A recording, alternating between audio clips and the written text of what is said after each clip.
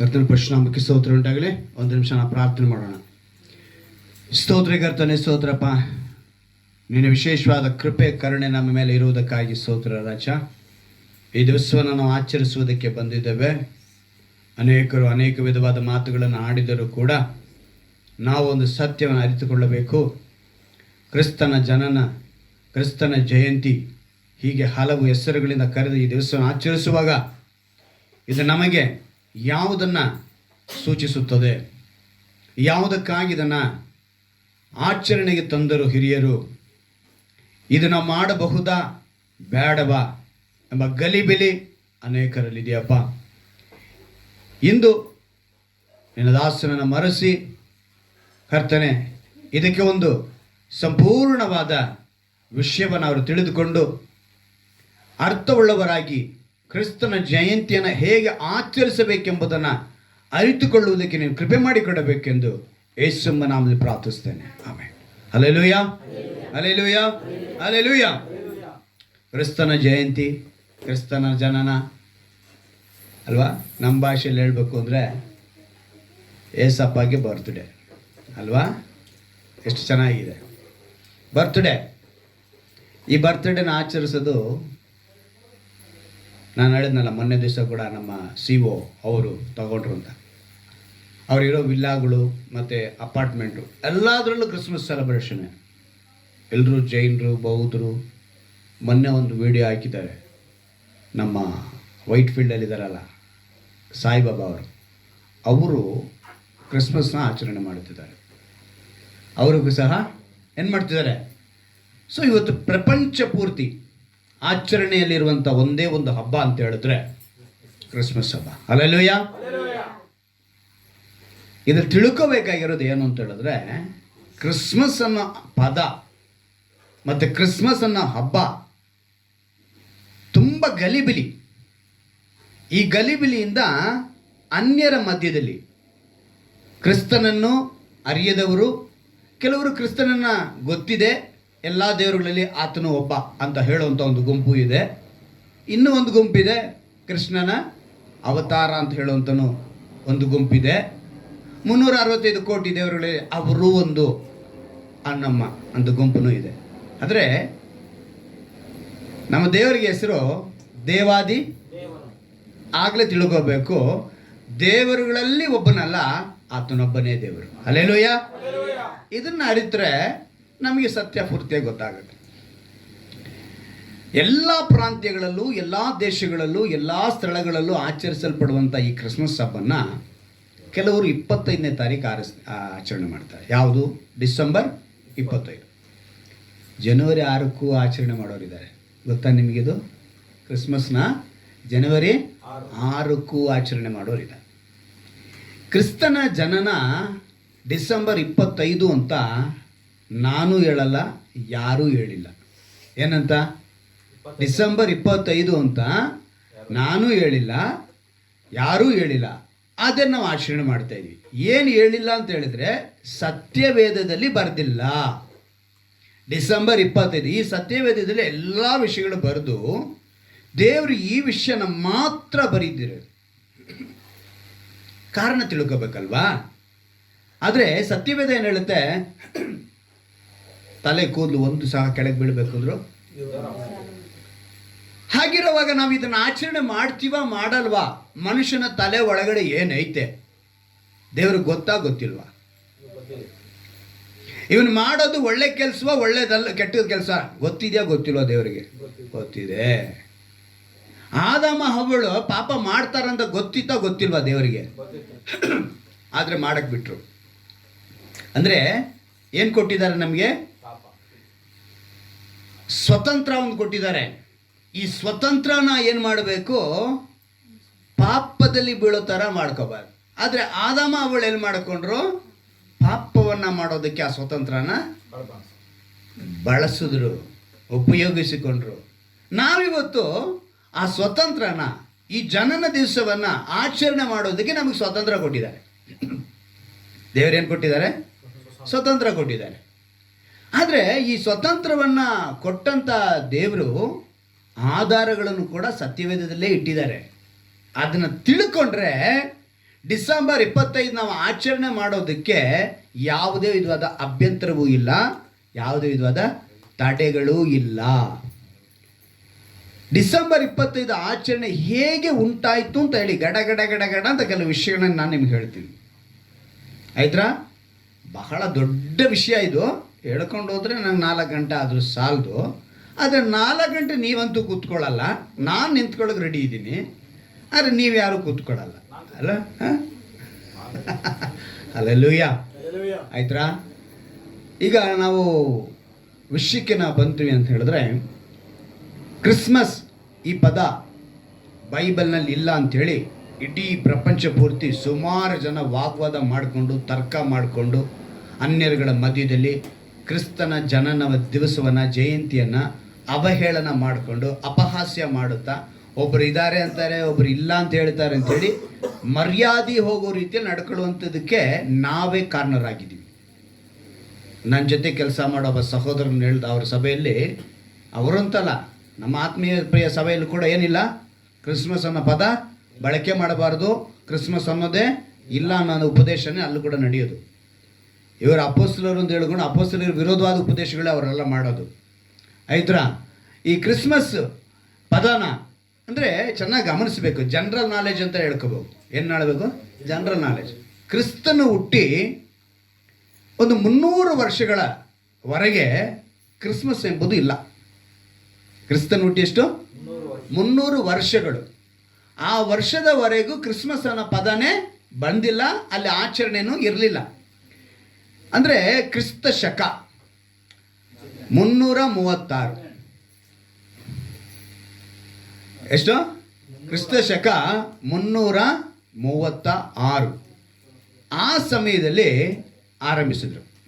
ಕ್ರಿಸ್ತ ಶಕ 330ರಲ್ಲಿ ಏನು ಬೈಬಲ್ನಲ್ಲಿ ಅದು ಬರೋದಕ್ಕೆ ಸಾಧ್ಯವೇ ಇಲ್ಲ. 336ನೇ ಕ್ರಿಸ್ಮಸ್ ಅನ್ನೋ ಹಬ್ಬನ ಆಚರಣೆ ಮಾಡೋಕ್ಕೆ ಶುರು ಮಾಡ್ತಾರೆ. ಆವಾಗ ಬೈಬಲ್ನಲ್ಲಿ ಅದನ್ನು ಬರೆಯೋದಕ್ಕೆ ಸಾಧ್ಯವೇ ಇಲ್ಲ. ಇಷ್ಟು ಮಾತ್ರ ಜನರ ನಾಲೆಜ್ ನಾವು ತಿಳ್ಕೋಬೇಕು. ಯಾಕೆಂದರೆ 336 ವರ್ಷದವರೆಗೂ ಕ್ರಿಸ್ಮಸ್ಸನ್ನು ಆಚರಣೆ ಬರೋದಕ್ಕೆ ಸಾಧ್ಯವೇ ಇರಲಿಲ್ಲ. ಸತ್ಯವೇದ ಅದಕ್ಕಿಂತ ಮುಂದೆನೇ ಎಲ್ಲರೂ ಏನು ಪ್ರವಾದಿಗಳು ಮತ್ತು ಅನೇಕ ಶಿಷ್ಯರುಗಳು ಇವರೆಲ್ಲ ಗ್ರಂಥಗಳನ್ನ ಸೇರಿಸ್ಬಿಟ್ಟಿದ್ದಾರೆ. ಅವರು ಸೇರಿಸಿದ ಮೇಲೆ ಈ 336 ವರ್ಷಗಳ ನಂತರ, ಅಂದರೆ ಯೇಸುವಿನ ಶಿಷ್ಯರ ಕಾಲವು ಕೂಡ ಮುಗಿದೋಯ್ತು. ಯಾವ ಕಾಲ? ಯೇಸುವಿನ ಶಿಷ್ಯರ ಕಾಲಗಳು ಕೂಡ ಮುಗಿದೋಯ್ತು. ಮುಗಿದು ಹೋಗಿ ಅಂದರೆ 336 ವರ್ಷಕ್ಕೆ ಯೇಸುವಿನ ಶಿಷ್ಯರು ಕೂಡ ಯಾರೂ ಇಲ್ಲ, ಭೂಮಿ ಮೇಲೆ ಯಾರೂ ಇಲ್ಲ. ಅವರ ನಂತರ, ತದನಂತರ ಒಂದೊಂದೇ ಆಚರಣೆ ಬರುವುದಕ್ಕೆ ಶುರುವಾಯಿತು. ಒಂದು ಸ್ವಲ್ಪ ಕಾಲ ಹಿಡಿತು. ಅಂದರೆ 3ನೇ ಶತಮಾನದಲ್ಲಿ ಸೆಕ್ಸಾಟಸ್ ಜೂಲಿಯಸ್ ಅಂತ ಹೇಳಿ ಒಬ್ಬ ವ್ಯಕ್ತಿ, ಅಂದರೆ ಈಗ ನಾವು ಯೂಸ್ ಮಾಡ್ತೀವಲ್ಲ ಕ್ಯಾಲೆಂಡ್ರು, ಅದಕ್ಕೆ ಗ್ರಿಗೋರಿಯನ್ ಕ್ಯಾಲೆಂಡರ್ ಅಂತ ಹೇಳ್ತೀವಿ. ಕ್ಯಾಲೆಂಡರ್ ಯಾವ ಕ್ಯಾಲೆಂಡ್ರು? ಗ್ರಿಗೋರಿಯನ್ ಕ್ಯಾಲೆಂಡರ್ ಅಂತೀವಿ. ಆ ಕ್ಯಾಲೆಂಡರ್ ಪ್ರಕಾರ ಇನ್ನೊಂದು ಜೂಲಿಷಿಯನ್ ಕ್ಯಾಲೆಂಡರ್ ಅಂತಾರೆ. 3ನೇ ಶತಮಾನದಲ್ಲಿ ಸೆಕ್ಸಾಟಸ್ ಜೂಲಿಯಸ್ ಆಫ್ರಿಕನ್ ಅಂತೇಳಿ ಒಬ್ಬ ವ್ಯಕ್ತಿ, ಆತನು ಈ ಒಂದು ಇದನ್ನು ಶುರು ಮಾಡ್ತಾರೆ. ಇವರು ಶುರು ಮಾಡಿ ಅವ್ರೇನು ಮಾಡ್ತಾರೆ ಅಂತ ಹೇಳಿದ್ರೆ, ಹೇಗೆ ಇದನ್ನು ಕ್ರಿಸ್ಮಸ್ ಹಬ್ಬ ಮಾಡೋದಕ್ಕೆ ಸಾಧ್ಯ ಆಯಿತು ಅಂಥೇಳಿ ಚರಿತ್ರಗಾರನ ಒಂದು ಸಿದ್ಧಾಂತನ ಅವ್ರು ಹೇಳ್ತಾರೆ. ಯಾವ ಚರಿತ್ರೆ ಸಿದ್ಧಾಂತ ಅವ್ರು ಹೇಳ್ತಾರೆ ಅಂತ ಹೇಳಿದ್ರೆ, ನಾವು ಜಕರ್ಯನ ವಿಷಯನ ತೆಗೆದುಕೊಳ್ಳೋಣ. ಯಾವುದು? ಜಕರ್ಯ ಎಲ್ಲಿ ಬರ್ತಾನೆ? ಲೂಕನ ಬರೋ ಸುವಾರ್ತೆ 1ನೇ ಅಧ್ಯಾಯದಲ್ಲೇ ಆತನೊಬ್ಬ ಯಾಜಕನಾಗಿರ್ತಾನೆ. ಆ ಯಾಜಕನ ಆ ಒಂದು ಸಿದ್ಧಾಂತ, ಅಂದರೆ ಈ ಚರಿತ್ರಗಾರನ ಒಂದು ಸಿದ್ಧಾಂತ ಹೇಳ್ತಾನೆ. ಆ ಸಿದ್ಧಾಂತದ ಪ್ರಕಾರ ಅದು ಜಕರ್ಯ ಎಲಿಸಬೇತಳ ಒಂದು ಸಿದ್ಧಾಂತ. ಅದರಲ್ಲಿ ಲೂಕನ ಬರೋ ಸುವಾರ್ತೆ 1ನೇ ಅಧ್ಯಾಯದ 5ನೇ ವಾಕ್ಯ. ಲೂಕನ ಬರೋ ಸುವಾರ್ತೆ ಅರ್ಬಿಯನ ವರ್ಗಕ್ಕೆ ಸೇರಿದ ಜಕರ್ಯನೆಂಬ ಒಬ್ಬ ಯಾಜಕನಿದ್ದನು. ಅಬಿಯನ ವರ್ಗಕ್ಕೆ ಸೇರಿದ ಯಾಜಕನು ಇದ್ದನು. ಈ ಜಕರ್ಯ ಮತ್ತು ಎಲಿಸಬೆತ್ ಅವರಿಗೊಬ್ಬ ಮಗ ಹುಡ್ತಾನೆ. ಆತನ ಹೆಸರು ಸ್ನಾನಿಕನಾದ ಯೋಹಾನನು. ಅರ್ಥ ಆಯ್ತಾ? ಈ ಸ್ನಾನಿಕನಾದ ಯೋಹಾನನು ಯೇಸು ಕ್ರಿಸ್ತನು ಹುಟ್ಟೋದಕ್ಕಿಂತ ಮುಂಚೆ 6 ತಿಂಗಳ ಮುಂಚೆ ಹುಟ್ಟುತ್ತಾರೆ. ಅದಕ್ಕೂ ಸತ್ಯವೇದದಲ್ಲಿ ವಾಕ್ಯ ನಾನು ತೋರಿಸ್ತೀನಿ, ಬಟ್ ನಾನು ವಿಷಯ ಫಸ್ಟ್ ಮುಂದೆ ಹೇಳ್ಕೊಂಬರ್ತೇನೆ. 6 ತಿಂಗಳ ಮುಂದೆ ಹುಟ್ಟಿ ಜಕರ್ಯ ಆ 6 ತಿಂಗಳ ಮುಂದೆ ಯೋಹಾನನು ಹುಟ್ಟೋದಕ್ಕೆ ಮುಂಚೆ ಅವನು ತನ್ನ ಯಾಜಕ ವರ್ಗವನ್ನು, ಅಂದರೆ ಯಾಜಕ ವರ್ಗನ ನಾವು ತಿಳ್ಕೋಬೇಕು ಅಂತ ಹೇಳಿದ್ರೆ ಬಹಳ ಹಿಂದಕ್ಕೆ ಹೋಗ್ಬೇಕಾಗತ್ತೆ. ನಾನು ಬರೀ ಸಾರಾಂಶ ಮಾತ್ರ ಹೇಳ್ತೀನಿ. 24 ಜನ ಯಾಜಕಗಳಾಗ್ತಾರೆ. ಎಷ್ಟು ಜನ? ಪ್ರತಿ ತಿಂಗಳಿಗೆ 2 ಬರಬೇಕು. ಎಷ್ಟು? ಪ್ರತಿ ತಿಂಗಳಿಗೆ 24 ಯಾಜಕರು. ವರ್ಷಕ್ಕೆ ಎಷ್ಟಕ್ಕೆ? ವರ್ಷಕ್ಕೆ 24 ಯಾಜಕರು, ತಿಂಗಳಿಗೆ 2. ಅಲ್ಲಿಗೆ 15 ದಿವಸಕ್ಕೆ ಒಬ್ಬ ಯಾಜಕ ಧರ್ಮನ ನೆರವೇರಿಸಬೇಕು. ಆ ರೀತಿಯಾಗಿ ಇವನ ವರ್ಗ ಏನು ಅಂತ ಹೇಳಿ ನೋಡುವಾಗ ಅಭಿಯನ ವರ್ಗ ಅಂತೇಳಿ ಬರೆಯಲ್ಪಟ್ಟಿದೆ. ಅಭಿಯನ ವರ್ಗ ಅಂತ ಹೇಳುವಾಗ ಯಾಜಕತ್ವವನ್ನು ಯಾರು ಮಾಡಬೇಕಂತ ದೇವರು ಹೇಳಿದ್ರು ಅಂತ ಹೇಳಿದ್ರೆ ಮೋಶೆಯ ಅಣ್ಣನಾದ ಆರೋನನಿಗೆ ಕೊಟ್ಟಿದ್ರು. ಯಾರು ಕೊಟ್ಟಿದ್ರು? ಆರೋನನಿಗೆ 4 ಜನ ಮಕ್ಕಳು. ಆ 4 ಜನ ಮಕ್ಕಳಲ್ಲಿ 2 ತಂದೆಗಿಂತ ಮುಂದೆ ತೀರೋಗ್ತಾರೆ, ಇನ್ನು 2 ಇರ್ತಾರೆ. ಆ 2ರಲ್ಲಿ ಒಬ್ಬನಿಗೆ 16 ವರ್ಗ, ಇನ್ನೊಬ್ಬನಿಗೆ 8 ವರ್ಗ ಕೊಡ್ತಾರೆ. ಅಲ್ಲಿಗೆ 24 ವರ್ಗ. ಆ 24 ವರ್ಗದಲ್ಲಿ ಅಭಿಯನ ವರ್ಗ ಅನ್ನೋದು 8ನೇ ವರ್ಗಕ್ಕೆ ಸೇರಿದವನಾಗ್ತಾನೆ. ಇದಕ್ಕೆ ಸತ್ಯವೇದಲ್ಲಿ ಬಹಳ ಆಧಾರಗಳಿದೆ. 1 ಪೂರ್ವಕಾಲ ವೃತ್ತಾಂತದಲ್ಲಿ, ನೆಹೆಮೀಯನ ಗ್ರಂಥದಲ್ಲಿ ಇವೆಲ್ಲ ಬರೆಯಲ್ಪಟ್ಟಿದೆ. ಈಗ ಅದೆಲ್ಲ ತೆಗೆದ್ರೆ ಸಬ್ಜೆಕ್ಟ್ ತುಂಬ ಹೊಟ್ಟೋಗುತ್ತೆ. ನಾನು ಅಂಶ ಮಾತ್ರ ಹೇಳ್ತೀನಿ, ಇಲ್ಲದೆ ಇರೋದು ನಾನು ಹೇಳ್ತಾ ಇಲ್ಲ. ಸೊ ಯಾಜಕ ಧರ್ಮವನ್ನು ನೆರವೇರಿಸಬೇಕಾಗಿರುವಂಥ ಯಾರು? ಜಕರ್ಯ ತನ್ನ ಆ ಸಮಯದಲ್ಲಿ, ಅಂದರೆ ಯಾಜಕನ ಧರ್ಮ ಮುಗಿಸೋದಕ್ಕೆ ಅವನು, ಇದಕ್ಕೊಂದು ಚಾರ್ಟ್ ಇದೆ. ಮಾರ್ಚ್ 15ನೇ ತಾರೀಕಿಂದ ಹಿಡಿದು ಜೂಲೈ 15ನೇ ತಾರೀಕುವರೆಗೂ ಒಂದು 8ನೇ ವರ್ಗ ಬರುತ್ತೆ. ಆ ವರ್ಗದ ಪ್ರಕಾರ ತುಂಬ ಒಂದು ಲೆಕ್ಕಾಚಾರ ಮಾಡಿಕೊಂಡು ಅವನು ಬರ್ತಾನೆ. ಇಲ್ಲಿ ಹೇಳೋಕ್ಕೆ ಏನು ಮೊದಲನೇದಾಗಿ ಅಂದರೆ, ಪ್ರತಿ ವರ್ಷ ಆ ಸಂಖ್ಯೆ ಪ್ರಕಾರ ಅವರವರು ಯಾಜಕ ಧರ್ಮನ ನೆರವೇರಿಸಕ್ಕೆ ಹೋಗ್ತಾ ಇದ್ರು. ಅದೇ ರೀತಿ ಇವನು ಅಭಿಯನ ವರ್ಗಕ್ಕೆ ಸೇರಿದವನಾದಂಥ ಯಾಜಕನು ಜಕರ್ಯ ಹೋಗ್ತಾನೆ. ಇವನು ಯಾಜಕ ಧರ್ಮವನ್ನು ನೆರವೇರಿಸಿ ಮನೆಗೆ ಬರ್ತಾನೆ. ಅಂದರೆ ಲೂಕನ ಬರೋ ಸುವಾರ್ತೆ 1ನೇ ಅಧ್ಯಾಯದ 11ನೇ ವಾಕ್ಯನ ಗಮನಿಸಿ. ಕರ್ತನ ದೂತನು ಧೂಪಪೀಠದ ಬಲಗಡೆಯಲ್ಲಿ ನಿಂತುಕೊಂಡವನಾಗಿ ಅವನಿಗೆ ಕಾಣಿಸಿಕೊಂಡನು. ಜಕರ್ಯನು ಅವನನ್ನು ಕಂಡು ತತ್ತರಗೊಂಡು ಭಯ ಹಿಡಿದನು. ಏನಂತೆ? ಯಾರು ಬಂದು ಅವನಿಗೆ ಹೇಳಿದಿರೋದು? ದೂತನು ಬಂದು ನಿಂತುಕೊಂಡು ಅವನಿಗೆ ಕಾಣಿಸಿಕೊಂಡನು. ಜಕರ್ಯನು ಅವನನ್ನು ಕಂಡು ತತ್ತರಗೊಂಡನು, ಭಯ ಹಿಡಿದವನಾದನು. ಆದರೆ ಆ ದೂತನು ಅವನಿಗೆ, ಜಕರ್ಯ ಭಯಪಡಬೇಡ, ನಿನ್ನ ವಿಜ್ಞಾಪನೆ ದೇವರಿಗೆ ಮುಟ್ಟಿತು, ನಿನ್ನ ಹೆಂಡತಿಯಾದ ಎಲಿಸಬೇತಳು ನಿನಗೆ ಒಬ್ಬ ಮಗನನ್ನು ಹೆರುವಳು.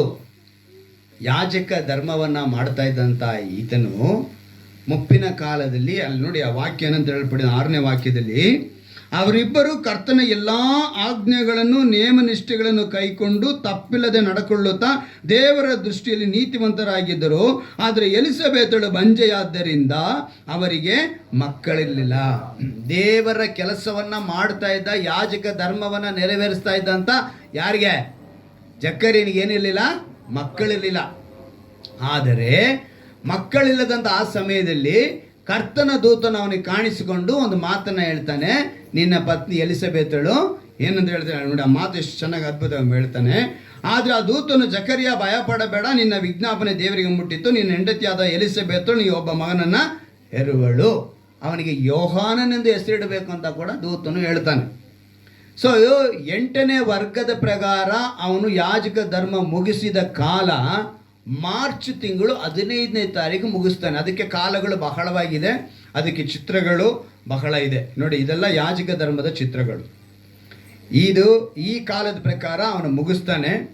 ಅವನು ಮುಗಿಸಿ ಅವನು ಮಾರ್ಚ್ 15ನೇ ತಾರೀಕಲ್ಲಿ, ನೋಡಿ, ಜೂಲೈ 15ನೇ ತಾರೀಕು ರಿಟರ್ನ್ ಆಗ್ತಾನೆ. ಇಲ್ಲಿ ನಾವು ಗಮನಿಸಬೇಕಾಗಿದ್ದು, ಮನೆಗೆ ಬಂದ ಜಕರ್ಯನಿಗೆ ದೂತನು ಹೇಳಿದ ತಕ್ಷಣ ಆ ವಾಕ್ಯದ ಪ್ರಕಾರ ಜೂಲೈ 15ನೇ ತಾರೀಕು ಧರ್ಮವನ್ನು ಅವನ 8ನೇ ವರ್ಗ ಮುಗಿಸಿ, ಏನಕ್ಕೆ ಕೇಳಿದ್ರೆ ಅಭಿಯನ ವರ್ಗ 8ನೇ ವರ್ಗ ಅಂತ ಇದೆಯಲ್ಲ, ಇಲ್ಲಿ ಇದೆ ನೋಡಿ. ಮೊದಲನೇ ವರ್ಗ 15ನೇ ತಾರೀಕು, ಮಾರ್ಚ್ 15 ಸ್ಟಾರ್ಟ್ ಆಗಿದ್ದು. 8ನೇ ವರ್ಗ ಜೂಲೈ 15. ನೋಡಿ, ಜುಲೈ 1ರಿಂದ ಜುಲೈ 15ಕ್ಕೆ ಮುಗಿದೋಯ್ತು ಅವನ ವರ್ಗ ಮುಗಿಸ್ಕೊಂಡು ಅವನ ಮನೆಗೆ ಬಂದಿದ್ದಾನೆ. ಮುಗಿಸಿ ಮನೆಗೆ ಬಂದ ಮೇಲೆ ತನ್ನ ಪತ್ನಿಗೆ ದೇವರು ಮಾತು ಕೊಟ್ಟಿದ್ದ ಪ್ರಕಾರ ಆಕೆ ಗರ್ಭ ಧರಿಸ್ತಾಳೆ. ಯಾರು? ಎಲಿಸಬೇತಳು ಗರ್ಭ ಧರಿಸಿದ್ದು ಆಗಸ್ಟ್ ತಿಂಗಳಲ್ಲಿ. ಸೆಪ್ಟೆಂಬರ್ ತಿಂಗಳಲ್ಲಿ 15ನೇ ತಾರೀಕಿಗೆ 1 ತಿಂಗಳು ಕರೆಕ್ಟಾಗಿ ಅಲ್ಲಿ ಒಂದು ಗ್ಯಾಪ್ ಸಿಗುತ್ತೆ ಅವನಿಗೆ. ಹೀಗೆ 6ನೇ ತಿಂಗಳಲ್ಲಿ, ಅಂದರೆ ಕೆಳಗಡೆ ವಾಕ್ಯ ಗಮನಿಸಿ, 36ನೇ ವಾಕ್ಯ, ನಿನ್ನ ಬಂಧುವಾದ ಎಲಿಸಬೇತಳಿದ್ದಾಳಲ್ಲ, ಆಕೆ ಸಹ ಮುಪ್ಪಿನವಳದಾಳಲು, ಗರ್ಭಿಣಿಯಾಗಿದ್ದಾಳೆ. ಆಕೆಯ ಗರ್ಭದಲ್ಲಿ ಗಂಡು ಮಗುವದೆ, ಬಂಜೆನಿಸಿಕೊಂಡಿದ್ದ ಆಕೆಗೆ ಇದೇ 6ನೆಯ ತಿಂಗಳು. ಎಷ್ಟು ಅದ್ಭುತವಾಗಿ ದೇವರು ಇಲ್ಲಿ ಆಧಾರ ಕೊಟ್ಟಿದ್ದಾರೆ. 6ನೇ ತಿಂಗಳಲ್ಲಿ ಅಲ್ಲಿ ದೇವದೂತನು ಬಂದು ಆತನಿಗೆ ಹೇಳ್ತಾನೆ. ಅಲ್ಲಿಗೆ ಎಲಿಸಬೇತಳು 6 ತಿಂಗಳು ಗರ್ಭಿಣಿ ಎಂದು ಹೇಳಿದಾಗ, ಮರಿಯಳ ಹತ್ರ ಹೇಳುವಾಗ, ಮರಿಯಳಿಗೆ ಇದ್ದಂಥ ಆ ಗರ್ಭಿಣಿಯ ತಿಂಗಳು ಮಾರ್ಚ್ ತಿಂಗಳು. ಎಷ್ಟನೇ ತಿಂಗಳು? ಮಾರ್ಚ್ 15. ಮಾರ್ಚ್ 15ರಿಂದ ಡಿಸೆಂಬರ್ 15ಗೆ ಕರೆಕ್ಟಾಗಿ 9 ತಿಂಗಳು ತುಂಬುತ್ತೆ. ಲೆಕ್ಕ ಮಾಡಿ ನೋಡಿ, ಎಷ್ಟನೇ ತಿಂಗಳಿಂದ? ಮಾರ್ಚ್ ತಿಂಗಳಿಂದ ಡಿಸೆಂಬರ್ 20 ಡಿಸೆಂಬರ್ 15ಕ್ಕೆ ಎಷ್ಟಾಗುತ್ತೆ? 9 ತಿಂಗಳು ತುಂಬುತ್ತೆ. ಈಗ ನಮಗೆಲ್ರಿಗೂ ಗೊತ್ತು ಹಾಗೆ, ಗಂಡು ಮಗು ಆದರೆ 9 ತಿಂಗಳು ಮುಗಿದು ಇನ್ನು ಸ್ವಲ್ಪ 1 ವಾರದಲ್ಲಿ, 1 ವಾರ ಹಿಂದಕ್ಕೆ ಇಲ್ಲಾಂದರೆ 1 ವಾರ ಮುಂದೆ, ಅಲ್ಲಿಗೆ 10 ದಿವಸ ಅದರಲ್ಲಿ ಆ್ಯಡ್ ಆಗುತ್ತೆ. 15 + 10 ಎಷ್ಟಾಯಿತು? 25. ಇದು ಒಂದು ನಮಗೆ ಸತ್ಯವೇದದಲ್ಲಿ ನಾವೇ ತಿಳ್ಕೊಳ್ಬೇಕಾಗಿರುವಂಥ ಆಧಾರ. ಈಗ ಇದರ ನಂತರ ನಿಮ್ಗೆ ಇನ್ನೊಂದು ಆಧಾರ ನನ್ನ ಸತ್ಯವೇದ ತೋರಿಸ್ತೀನಿ. ಲೂಕನ ಬರೆಸುವ ವಾರ್ತೆ 1ನೇ ಅಧ್ಯಾಯದಲ್ಲೇ ಇನ್ನೊಂದು ಮಾತು ಬರೆಯಲ್ಪಟ್ಟಿದೆ. 2ನೇ ಅಧ್ಯಾಯ ತೆಗೆದುಕೊಳ್ಳೋಣ. 2ನೇ ಅಧ್ಯಾಯದಲ್ಲಿ 21ನೇ ವಾಕ್ಯ. ಇಲ್ಲಿ ಒಂದು ಮಾತು ಇದೆ.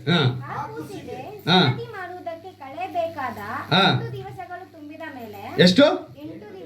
ಈಗ ಲೆಕ್ಕ ಮಾಡ್ಕೊಳ್ಳಿ. ಲೆಕ್ಕ ಅವತ್ತಿಗೆ ಆ ಗ್ರಿಗೋರಿಯನ್ ಕ್ಯಾಲೆಂಡರ್ ಉಂಟು ಮಾಡಿದ್ದು ಕ್ರಿಸ್ತನ ಜನನ ಇಟ್ಟು ಕ್ಯಾಲೆಂಡರ್ ಉಂಟು ಮಾಡಿದ್ರು ಅಂತೇಳಿ ನಮಗೆಲ್ರಿಗೂ ಗೊತ್ತಾಗಿದೆ. ಎಷ್ಟು ದಿವಸಕ್ಕೆ? 8 ದಿವಸಕ್ಕೆ ಅಂತ ಹೇಳಿದ್ರು. 8 ದಿವಸ ಅಂತ ಹೇಳಿದ್ರೆ 1ನೇ ತಾರೀಕು ಜನವರಿ 1 ಅವತ್ತಿಂದಾನೆ ಕ್ಯಾಲೆಂಡರ್ ಕಂಡುಹಿಡಿದಿದ್ದು. ಆ ಜನವರಿ 1ಕ್ಕೆ ಕ್ಯಾಲೆಂಡರ್ ಕಂಡುಹಿಡಿದ ಮೇಲೆ ಆ 1ನೇ ತಾರೀಕಿಂದ ಹಿಂದಕ್ಕೆ ನೀವು ಲೆಕ್ಕ ಮಾಡಿ. ಜನವರಿ 1, 31, 30, 29, 28, ಎಲ್ಲಿಗೆ ಬಂತು? ಡಿಸೆಂಬರ್ 25ನೇ ತಾರೀಕು. ನಾವೇನು ಇಲ್ಲಿ ಬೇರೆ ಎಲ್ಲೂ ತಿಳ್ಕೋಬೇಕಾಗಿಲ್ಲ, ಸತ್ಯವೇದದಲ್ಲಿ ಆಧಾರ ಇದೆ. 8 ದಿವಸದ ಹಿಂದೆ ತೆಗೆದುಕೊಂಡ್ರೆ ಡಿಸೆಂಬರ್ 25 ಅನ್ನೋ ಆಧಾರ ಅಲ್ಲೇ ಬಂದಿದೆ. ಆದರೆ ಇವತ್ತು ಮನುಷ್ಯ ಡಿಸೆಂಬರ್ 25 ಅಂತ ಹೇಳಿ ಸತ್ಯವೇದದಲ್ಲಿ ಬರೆಯಲ್ಪಟ್ಟಿದೆ ಅಂತ ಹುಡುಕ್ತಾ ಇದ್ದಾನೆ. ಆದರೆ ನಾವು ಕಾಮನ್ ಆಗಿ, ಒಂದು ಕಾಮನ್ ಸೆನ್ಸ್ ಇದ್ದರೆ, ಒಂದು ಜನರಲ್ ನಾಲೆಜ್ ಇದ್ದರೆ, ಸುನ್ನತಿ ಮಾಡದೆ 8ನೇ ದಿವಸದಿಂದ ಮಗು ಹುಟ್ಟಿ 8 ದಿವಸಕ್ಕೆ ಎಷ್ಟು ಮಾಡ್ತಾರೆ? ಸುನ್ನತಿ ಮಾಡ್ತಾರೆ. ಈ 8ನೇ ದಿವಸನೇ ಕ್ಯಾಲೆಂಡರ್ ಉಂಟು ಮಾಡಿದ್ದು. ಅದು 1ನೇ ತಾರೀಕು ಜನವರಿ 1. ಜನವರಿ 1ರಿಂದ ಹಿಂದಕ್ಕೆ ಬಂದರೆ 25ನೇ ತಾರೀಕು ಯೇಸು ಕ್ರಿಸ್ತನ ಹುಟ್ಟಿದ್ದು ಅಂತೇಳಿ ಸತ್ಯವೇದದ ನಿರೂಪಣೆ ಮಾಡ್ತಾ ಇದೆ. ಅಲ್ಲಿಗೆ 25 ಅನ್ನೋದಕ್ಕೆ ಬರ್ದಿಲ್ಲ, ಆದರೆ ನಾವಾಗಿ ಅದನ್ನ ಅರ್ಥ ಮಾಡ್ಕೊಳ್ಬೇಕು. ಸೊ 2 ಆಧಾರಗಳು ಇಲ್ಲಿ ನಮಗೆ ಬಂದಿದೆ.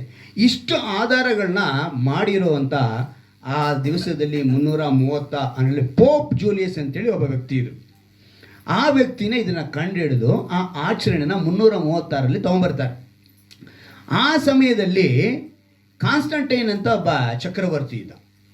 ಈ ಚಕ್ರವರ್ತಿ ಏನು ಮಾಡ್ತಾನೆ ಅಂತ ಹೇಳಿದ್ರೆ, 330ರಲ್ಲಿ, ಕ್ರಿಸ್ತ ಶಕ 330ರಲ್ಲಿ ಇವರು ಮಾಡ್ತಾ ಇದ್ದಂಥ ಆಚರಣೆಗಳು, ಅಂದರೆ ರೋಮನ ಚಕ್ರವರ್ತಿ. ನಾವು ಸತ್ಯವೇದ ಪ್ರಕಾರ ನೋಡಿದ್ರೆ ಇವತ್ತು ಈ ಆರ್ಸಿ, ಅಲ್ಲಿವರೆಗೂ ಆರ್ಸಿ ಅನ್ನೋ ಪದ ಇರಲಿಲ್ಲ. ಯಾಕಂದರೆ ಇವರೆಲ್ಲರೂ ಕೂಡ, ನಾನು ಚೆನ್ನಾಗಿ ಗಮನದಲ್ಲಿ ಇಟ್ಕೊಳ್ಳಿ, ನಮ್ಮ ತಂದೆ ಕಾಲದಿಂದ ನಮ್ಮ ತಂದೆ ನನಗೆ ಹೇಳ್ಕೊಂಬರೋರು ಏನಂತ ಹೇಳಿದ್ರೆ, ಇವರ ಪದ್ಧತಿಗಳು ನೀವೆಲ್ಲ ನೋಡಿರ್ತೀರ. ರೋಮನ್ ಕೆಥಲಿಕ್ನಲ್ಲಿ ಒಂದು ಬೂತ್ ಇರುತ್ತೆ, ಪಾಪ ಕ್ಷಮಾಪಣೆ ಬೂತು. ಅಲ್ಲಿ ಹೋಗಿ ಏನು ಮಾಡಬೇಕು? ಅಲ್ಲಿ ಕನ್ಫೆಸ್ ಮಾಡ್ತಾರೆ. ತಮ್ಮ ಪಾಪಗಳನ್ನ ಅರಿಕೆ ಮಾಡ್ತಾರೆ. ಒಳಗಿರೋರು ಏನು ಮಾಡ್ತಾ ಇದ್ರು, ಅದನ್ನು ಪ್ರೇಯರ್ ಮಾಡಿ ಅಂದರೆ ಕ್ಷಮಿಸಲ್ಪಡ್ತು ಅಂತ ಹೇಳ್ತಾ ಇದ್ರು. ಈ ರೀತಿ ಮಾಡೋದನ್ನ ಮಾರ್ಟಿನ್ ಲೂಥರ್ ಅನ್ನೋರು ಏನು ಮಾಡಿದ್ರು, ವಿರೋಧ ಮಾಡಿದ್ರು, ಖಂಡನೆ ಮಾಡಿದ್ರು. ಏನಂತ ಹೇಳ್ತಾರೆ, ಪಾಪನ ಕ್ಷಮಿಸುವುದಕ್ಕೆ ಯಾರಿಂದ ಮಾತ್ರ ಸಾಧ್ಯ? ದೇವರಿಂದ ಮಾತ್ರ ಸಾಧ್ಯ, ನಿಮ್ಮಿಂದ ಸಾಧ್ಯ ಇಲ್ಲ. ಇವರೇನು ಮಾಡಿದ್ರು, ಹಳೆ ಒಡಂಬಡಿಕೆಯಲ್ಲಿ ಬಡವನಾದವನು 2 ಲಾವಕ್ಕಿಗಳನ್ನು, ಚಿಕ್ಕ ಪಕ್ಷಿಗಳನ್ನು ಏನು ಮಾಡಬೇಕಿತ್ತು, ಪಾಪ ಕ್ಷಮಾಪಣೆಗೋಸ್ಕರ ಬಲಿಗೆ ಪರಿಹಾರ ಕೊಡಬೇಕಿತ್ತು. ಅದೇ ರೀತಿ ಸ್ವಲ್ಪ ಶ್ರೀಮಂತನ ಅದನ್ನು ಆಡು, ಆಮೇಲೆ ಒಂದು ಓರಿ, ಓತ, ಹೀಗೆ ಅವರು ಮೇಲಕ್ಕೆ ಹೋಗ್ತಾ ಇದ್ರು. ಇದೇ ಪದ್ಧತಿನ 100 ರೂಪಾಯಿ ಕೊಟ್ಟರೆ ಈ ಪಾಪ ಕ್ಷಮಿಸಲ್ಪಡುತ್ತೆ, 1000 ರೂಪಾಯಿ ಕೊಟ್ಟರೆ ಈ ಪಾಪ ಕ್ಷಮಿಸಲ್ಪಡುತ್ತೆ, 10,000 ರೂಪಾಯಿ ಕೊಟ್ಟರೆ ಈ ಪಾಪ ಕ್ಷಮಿಸಲ್ಪಡುತ್ತೆ, 1,00,000 ಕೊಟ್ಟರೆ ಈ ರೀತಿ ಕ್ಷಮಿಸಲ್ಪಡುತ್ತೆ ಅಂಥೇಳಿ ಇವರಾಗೇ ಕಾನೂನನ್ನ ಜಾರಿಗೆ ತಂದರು. ಸಭೆ ಒಳಗಡೆ ಏನಾಗೋಯ್ತು, ಪಾಪ ಕ್ಷಮಾಪಣೆಗೆ ಬಿಸ್ನೆಸ್ ಮಾಡ್ದಂಗೆ ಆಗೋಯ್ತು. ಆಗ ಇವ್ರೇನು ಮಾಡೋದು, ಮಾರ್ಟಿನ್ ಲೂಥರ್ ಹೊರಗೆ ಬಂದರು. ಅಲ್ಲಿವರೆಗೂ ಈ RC ಅಂತ ಹೇಳೋ ಪದನೋ ಅಥವಾ ಪ್ರಾಟೆಸ್ಟೆಂಟ್ ಅನ್ನೋ ಪದನೋ ಇರಲಿಲ್ಲ. ಅಲ್ಲಿವರೆಗೂ ಎಲ್ಲರೂ ಕ್ರೈಸ್ತರೇ. ಆ ಸಮಯದಲ್ಲೇ ಈ ಕಾನ್ಸ್ಟಂಟೈನ್ ಈ ಪದ್ಧತಿಗಳನ್ನ ನೋಡಿ ಸುಮಾರು 325ನೇ ವರ್ಷದಲ್ಲಿ, ಅಂದರೆ ಆ ಸಮಯದಲ್ಲೇ 1ನೇ ಶತಮಾನದಲ್ಲಿ ಇವೆಲ್ಲ ನಡೀತಾ ಇರೋದು. ಆ ಸಮಯದಲ್ಲಿ ಇವರೇ ಕಾನ್ಸ್ಟಂಟೈನ್ ಅನ್ನೋರು ಇವರೇನು ಮಾಡಿದ್ರು, ಇದನ್ನು ಗಮನಿಸ್ತಾ ಬರ್ತಾ ಇದ್ರು. ಹೀಗೆ ಮಾಡ್ತಿರುವಾಗಲೇ ಪೋಪ್ ಲಿಬರಸ್ ಅನ್ನೋ ಒಂದು ವ್ಯಕ್ತಿ ಕ್ರಿಸ್ತಶಕ 352ರಲ್ಲಿ ಮೊದಲನೇದಾಗಿ ಕ್ರಿಸ್ಮಸ್ ಆಚರಣೆನ ತಗೊಂಬರ್ತಾರೆ. ಇದನ್ನು ತಗೊಂಬಂದ ಮೇಲೆ ಆವತ್ತಿನ ದಿವಸದಲ್ಲಿ ಇದ್ದಂಥ ಅಂದರೆ ಗ್ರಿಗೋರಿ ನಾಜರೇನ್ ಅಂತ ಇನ್ನೊಬ್ಬ ಪೋಪ್, ಅವರು ಕೂಡ ಇದನ್ನು ಆಚರಣೆಗೆ ತಗೊಂಬರ್ತಾರೆ. ಹೀಗೆ ನಾನು ಸುಮಾರು ಫೋಟೋಗಳು ತಂದೀನಿ, ಸಮಯಗಳು ಸಾಲ್ತಾ ಇಲ್ಲ ನನಗೆ. ನೋಡಿ, ಇವರೆಲ್ಲರೂ ಕೂಡ ಏನಂತೆ ಪೋಪ್ಗಳು. ಈ ಪೋಪ್ ಅಂತ ಹೇಳಿ ಆವಾಗಿನಲ್ಲಿ ಇದ್ದಂಥವ್ರು ಇವರೆಲ್ಲ ಏನು ಮಾಡಿದ್ರು, ಇನ್ನೊಬ್ಬರು ಸೆಂಟ್ ಆಂಬ್ರೋಸ್ ಅಂತ, ಅವರು ಸಹ ಇದಕ್ಕೆ ಆಧಾರಗಳನ್ನ ಸೇರಿಸಿಟ್ಟಿದ್ದಾರೆ. ಇದೆಲ್ಲ ನೀವು ಗೂಗಲಲ್ಲಿ ಸರ್ಚ್ ಮಾಡಿದ್ರೆ ಇವ್ರ ಹೆಸರುಗಳನ್ನ ಹಾಕಿ ಈ ಕ್ರಿಸ್ಮಸ್ ಹಬ್ಬನ ಹೇಗೆ ಯಾವ್ಯಾವ ಸಮಯದಲ್ಲಿ ಎಷ್ಟೆಷ್ಟನೇ ಶತಮಾನಗಳಲ್ಲಿ ಆರಂಭಿಸ್ಕೊಂಡು ಬಂದರು ಅಂತೇಳಿ ಬರ್ತಾರೆ. ಕೊನೆಯದಾಗಿ ಈ ಕಾನ್ಸ್ಟಂಟೈನ್ ಕಾಲದಲ್ಲೇ ಒಂದು ಪದ್ಧತಿ ಬಂತು, ಅಂದರೆ ಕ್ರಿಸ್ತಶಕ 529ರಲ್ಲಿ ಕ್ರಿಸ್ಮಸ್ ಅಫಿಷಿಯಲ್ ಹಾಲಿಡೇ ಅಂತೇಳಿ ತೀರ್ಮಾನ ಮಾಡಿದೆ. ಯಾವಾಗ? ಕ್ರಿಸ್ತಶಕ 529. ನೋಡಿ, ಅದಕ್ಕೆ ಚಾರ್ಟ್ ಇದು. ಇದೆಲ್ಲ ಆಧಾರಗಳು, ಇದನ್ನೆಲ್ಲ ನಾನು ಹುಡುಕಿ ಎತ್ಕೊಂಡು ಬಂದಿದ್ದೀನಿ. ಇವೆಲ್ಲವೂ ಕೂಡ ಆಧಾರಗಳು. ಕ್ರಿಸ್ಮಸ್ ಹಬ್ಬ ಮಾಡೋದಕ್ಕೆ ಯಾವುದೇ ವಿಧವಾದ ತಡೆ ಇಲ್ಲ, ಆದರೆ ಸತ್ಯವೇದದಲ್ಲಿ ಬರೆಯಲ್ಪಡಲಿಲ್ಲ ಅಷ್ಟೇ. ಆದರೆ ಇವರು ಏನು ಮಾಡಿದ್ರು, ಆ ರೀತಿ ನಾವು ನೋಡೋಕೆ ಹೋದರೆ ಈ ಯಹೂದ್ಯರ ಆಚರಣೆ, ಯಹೂದ್ಯರ ಹಬ್ಬ ಅಂತ ಹೇಳಿ ನಾವು ನೋಡಿದ್ರೆ ಈ ರೀತಿಯಾದ ಹಬ್ಬಗಳಿದೆ, ಜೂಯಿಷ್ ಫೆಸ್ಟಿವಲ್ಸ್ ಅಂತ. ಇವತ್ತು ಯಾವ ಕ್ರೈಸ್ತರು ಇದನ್ನು ಮಾಡ್ತಾ ಇಲ್ಲ. ಈ ಥರ ಹಬ್ಬಗಳು ನಾವು ಮಾಡಬೇಕು. ಸತ್ಯವೇದದಲ್ಲಿ 7 ಹಬ್ಬಗಳು ಕೊಡಲ್ಪಟ್ಟಿದೆ ಹಳೆ ಒಡಂಬಡಿಕೆಯಲ್ಲಿ, ಅದೇನೇ ಬರೆಯಲ್ಪಟ್ಟಿರೋದು. ಹೊಸ ಒಡಂಬಡಿಕೆಯಲ್ಲಿ ಯಾವ ಹಬ್ಬನೂ ಬರೆಯಲ್ಪಟ್ಟಿಲ್ಲ. ಹಳೆ ಒಡಂಬಡಿಕೆಯಲ್ಲಿ ಏನು ಬರೆಯಲ್ಪಟ್ಟಿದೆ? 7 ಹಬ್ಬಗಳನ್ನು ಬರೆಯಲ್ಪಟ್ಟಿದೆ.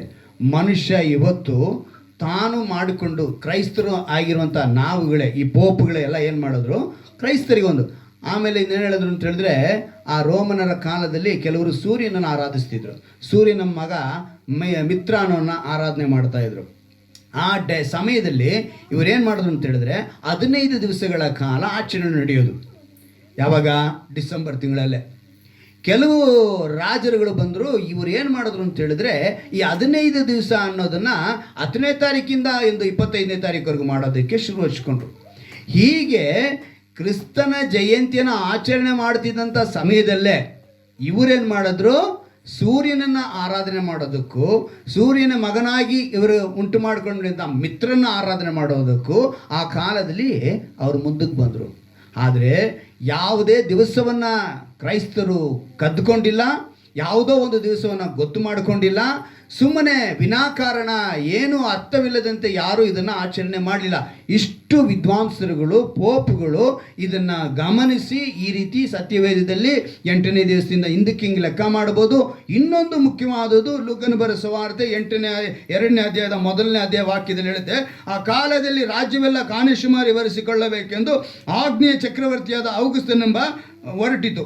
ಇವರೇನು ಮಾಡಿದ್ರು, ಹೆಸರು ಬರ್ಸಕ್ಕೆ ಹೋದ್ರು. ಕಾನಿಶುಮಾರಿ ಅಂದ್ರೇನು? ಹೆಸರು ಬರ್ಸಕ್ಕೆ. ಹೆಸರು ಬರೆಸಕ್ಕೆ ಹೋದಾಗ ಆ ಸಮಯದಲ್ಲಿ ಅವರು ಬರೆದಂಥ ಆ ಇಬ್ರಿಯ ಕ್ಯಾಲೆಂಡರ್ ಪ್ರಕಾರ, ಇವತ್ತು ಗಿಗೋರಿಯನ್ ಕ್ಯಾಲೆಂಡರ್ ಪ್ರಕಾರ ಡಿಸೆಂಬರ್ 25 ಅಂತ ಆಧಾರಗಳು ಸಿಕ್ಕಿದೆ. ಹಲ್ಲೆಲೂಯಾ.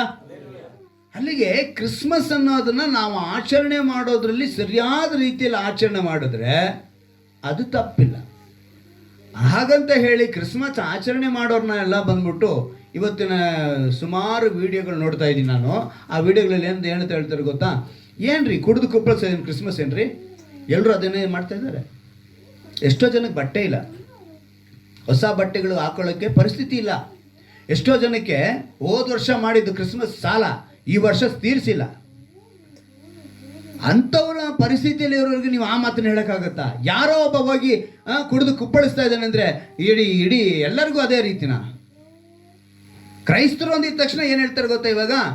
ಯಾಕಂದರೆ ಆ ರೀತಿ ಬದಲಾಗೋಯ್ತು, ಕಾಲಗಳು ಬದಲಾಯಿತು. ಮೊದಲನೇ ಶತಮಾನದಲ್ಲೇ ಈ ನೋಡಿ, ಕ್ರಿಸ್ತನನ್ನು ಹಿಂಬಾಲನೆ ಮಾಡೋರನ್ನ ತುಂಬ ಹಿಂಸೆ ಮಾಡ್ತಿದ್ರು ರೋಮನರು. ಸಾಮಾನ್ಯವಾದವರಲ್ಲ ರೋಮನರು. ಆ ಸಾಮ್ರಾಜ್ಯ ಅಷ್ಟು ಕಠಿಣವಾಗಿತ್ತು. ಆದರೆ ಅಂಥ ಸಮಯದಲ್ಲಿ ಅವರೆಲ್ಲರೂ ಕೂಡ ಕಷ್ಟಪಟ್ಟು, ಈ ಅಂಬ್ರೋಸ್ ಆಗಲಿ, ಲೂಡಿಯಸ್ ಆಗಲಿ, ಇಷ್ಟು ಜನ ಪೋಪ್ಗಳು ಅದನ್ನು ಕಷ್ಟಪಟ್ಟು ಆ ದಿವಸಗಳನ್ನ ಆಚರಣೆ ಮಾಡಿ ಕ್ರಿಸ್ತನ ಜಯಂತಿಯನ್ನು ಆಚರಣೆ ಮಾಡ್ಕೊಂಬಂದು ಇವತ್ತು ನಮಗೆಲ್ರಿಗೂ ಗೊತ್ತು, ಕ್ರಿಸ್ತನನ್ನು ಹಿಂಬಾಲಿಸ್ತಾ ಇದ್ದವರಿಗೆ ಏನಂತ ಹೆಸರು? ಕ್ರೈಸ್ತರು. ಅಂತ್ಯೋಕ್ಯ ಪಟ್ಟಣದಲ್ಲಿ ಮೊದಲನೇದಾಗಿ ಯೇಸು ಕ್ರಿಸ್ತನ ಶಿಷ್ಯರನ್ನು ಕರೆದ್ರು. ಅವಾಗ ನಾವೆಲ್ಲ ಇವಾಗ ಯೇಸು ಕ್ರಿಸ್ತನ ಹಿಂಬಾಲಿಸುವಾಗ ನಾವು ಕ್ರೈಸ್ತರಾಗ್ತೀವಿ ಅಲ್ವಾ? ಈಗ ನಮ್ಮ ಕ್ರಿಸ್ತನ ಆಚರಣೆಯಲ್ಲಿ ಕ್ರಿಸ್ತನ ಪ್ರೀತಿ ಎಷ್ಟು ಜನರಲ್ಲಿ ಇದೆ ಅಂತ ನಾವು ನೋಡಬೇಕು. ಕ್ರಿಸ್ತನ ಆಚರಣೆ ಮಾಡುವಾಗ, ಜಯಂತಿ ಆಚರಣೆ ಮಾಡುವಾಗ, ನಮ್ಮಲ್ಲಿ ಈ ನವಂಬರ್ ತಿಂಗಳಲ್ಲಿ ಯಾರು ಹುಟ್ಟುಹಬ್ಬ ಮಾಡಿದ್ರೆ? ನವಂಬರ್ ಇಲ್ಲ, ಅಕ್ಟೋಬರಲ್ಲಿ ಯಾರು? ಸ್ವೀಟಿನಾ? ಸ್ವೀಟಿ ಬಾಯ್. ಮಧು ನೀನು ಬಾಯ್. ನಾನು ಕೇಳೋ ಪ್ರಶ್ನೆಗೆ ಹೌದಾ ಇಲ್ಲ ಇಷ್ಟೇ ಹೇಳಬೇಕು, ಬೇರೆ ಏನು ಹೇಳ್ಬಾರ್ದು ನೀವು. ಅರ್ಥ ಆಯ್ತಾ? ಕ್ರಿಸ್ಮಸ್ ನೀನು ಈ ಕಡೆ ಬಾ. ಹಿಂಗಂದ ಬರ್ತೀಯ? ಓಕೆ ಜಾಗ ಇಲ್ಲ. ಬಾರೋ ನಿನ್ನ ಶರೀರಕ್ಕೆ. ಇವರಿಬ್ಬರು ಹುಟ್ಟಿದಬ್ಬ ಮಾಡಿದಾರಪ್ಪ. ನಿನಗೆ ಹುಟ್ಟಿದಬ್ಬಕ್ಕೆ ಏನು ಮಾಡಿದ್ರೆ ಇಷ್ಟ ಅಂತ ನೀನು ಹೇಳ್ತೀಯ? ಹೇಳು. ನಿನ್ನ ಹುಟ್ಟಿದಬ್ಬಕ್ಕೆ ನಿಮ್ಮ ಅಪ್ಪ ಅಮ್ಮ ಏನು ಮಾಡಬೇಕು ಅಂತ ಅನ್ಕೊಳ್ತೀವಿ. ಆಮೇಲೆ ಬಟ್ಟೆ ಕೊಡಿಸ್ಬೇಕು. ನೋಡಪ್ಪ, ಕೇಳಿಸ್ಕೊಂಡ್ರ?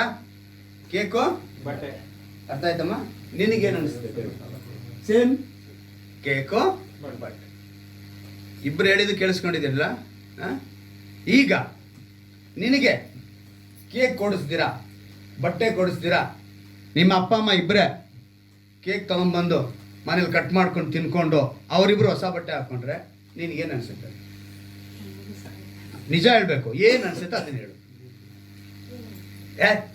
ಅಪ್ಪ ಅಮ್ಮ ಪ್ರಶ್ನೆ ಬೇಡ. ನಿನಗೆ ಕೇಕ್ ಕೊಡಲಿಲ್ಲ, ನಿನಗೆ ಬಟ್ಟೆ ಕೊಡಿಸಿಲ್ಲ, ಏನು ಅನಿಸುತ್ತೆ ಹೇಳು? ಬೇಜಾರಾಗುತ್ತಾ, ಸಂತೋಷ ಆಗುತ್ತಾ? ಬೇಜಾರಾಗುತ್ತಾ? ನಿನಗೇನು ಅನಿಸುತ್ತಪ್ಪ? ಇವನು ಕೋಪ ಬರುತ್ತೆ, ಇವರಿಗೆ. ಇವತ್ತು ನೀನು ನಾನು ಮಾಡೋ ಕ್ರಿಸ್ಮಸ್ ಅದೇನೆ. ಕೂತ್ಕೊಳ್ಳಿ. ನೀನು ನಾನು ಮಾಡೋ ಕ್ರಿಸ್ಮಸ್ಸು ನಾವೇನು ಮಾಡ್ತಾ ಇದ್ದೀವಿ? ಕೇಕ್ ಕಟ್ ಮಾಡೋದಾ? ಚೆನ್ನಾಗಿ ಬಟ್ಟೆ ಹಾಕೊಂತೀವಾ? ಅಲ್ವಾ? ಆದ್ರೆ ಕ್ರಿಸ್ತನಿಗೆ ಏನು ಇಷ್ಟ? ಆತನನ್ನು ನೀವು ಪ್ರೀತಿ ಮಾಡಬೇಕು ಅಂತ ಹೇಳಿದ್ರೆ ಒಂದೇ ಮಾತನ್ನು ಮುಗಿಸಿದ್ರೆ ಏನಂತ? ನಿನ್ನಂತೆಯೇ ಪ್ರೀತಿಸ್ತಾ ಇದೀವಾ? ನೋಡ್ರಿ, ನಮ್ಮ ದೇವ್ರು ಹೇಳ್ತಾರೆ, ಶತ್ರುವನ್ನ ಕರೆದು ಊಟಕ್ಕೆ ಅಲ್ವಾ? ಕೆಟ್ಟದ್ದು ಮಾಡೋನಿಗೆ ಒಳ್ಳೇದನ್ನ ಮಾಡಿದವನಿಗೆ ಒಳ್ಳೇದನ್ನ. ನಮಗೆ ಒಳ್ಳೇದು ಯಾರು ನಮಗೆ ಮಾಡಿದ್ರು? ಒಂದು ಉದಾಹರಣೆ ಹೇಳ್ತೀನಿ. ಹೋದ ತಿಂಗಳು ನಮ್ಗೆ ಯಾರೋ ಒಬ್ಬರು 10,000 ಕೊಟ್ಟು ಸಹಾಯ ಮಾಡಿದ್ರು ಅಂತ ಇಟ್ಕೊಳ್ಳೋಣ. ಇವತ್ತು ಆ 10,000 ನಮ್ಗೆ ಕೊಡೋಕ್ಕೇನೆ ಯೋಗ್ಯತೆ ಇಲ್ಲ, ಅಷ್ಟೊಂದು ಕಷ್ಟದಲ್ಲಿ ಇದ್ದೀವಿ. ನಮಗೆ ನಮ್ಮ ಸಂಬಳ ನಮಗೆ ಸರಿಗೆ ಹೋಗ್ತಾ ಇದೆ. ಆ 10,000 ಕೊಟ್ಟು ಸಹಾಯ ಮಾಡಿದ್ದಾರೆ. ಇವತ್ತು ನಾವು ಅವ್ರಿಗೆ ಸಹಾಯ ಮಾಡೋ ಪರಿಸ್ಥಿತಿ ನಾವಿಲ್ಲ.